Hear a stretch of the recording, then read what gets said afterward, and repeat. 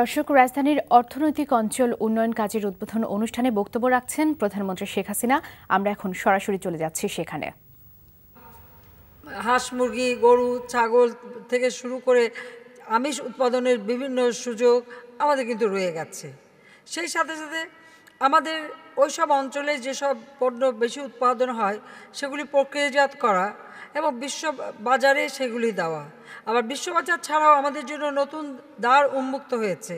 কারণ আপনারা জানেন ইতিমধ্যে আমরা, যেটা আমি 96 সাল থেকেই উদ্যোগ নিয়েছিলাম, এবার এসে সেটা আমরা সফল করতে পেরেছি।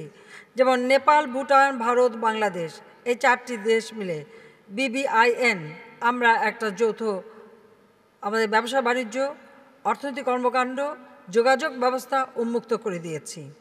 অপরদিকে যেমন মিয়ানমার, চায়না, ভারত, বাংলাদেশ, সেটাও আমরা কিন্তু BCIMEC অর্থাৎ ইকোনমিক করিডোর, এই যে আমরা এদিকে 4টা দেশ ওদিকে 4টা দেশ, আমাদের যে যোগাযোগ ব্যবস্থা আমরা স্থাপন করলাম, এতে করে যেমন শিল্প প্রতিষ্ঠা করা, বাণিজ্য বৃদ্ধি করা এবং আমাদের একটা বিশাল বাজার সৃষ্টি হলো, যেটা এই দক্ষিণ এশিয়ার দেশগুলির মাঝে একটা বিরাট সুযোগ সৃষ্টি হলো।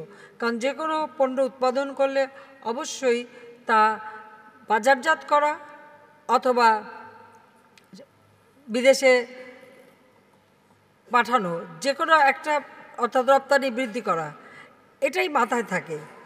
আমাদের নিজের দেশে 16 কোটি দেশের মানুষ, এই যে 16 কোটি মানুষ আমাদের আছে, এখানে একটা বিরাট বাজার নিজের থেকেই গড়ে উঠছে। তার কারণ আমাদের গৃহীত পদক্ষেপের ফলে মানুষের কিন্তু অর্থনৈতিক উন্নতি বাড়ছে।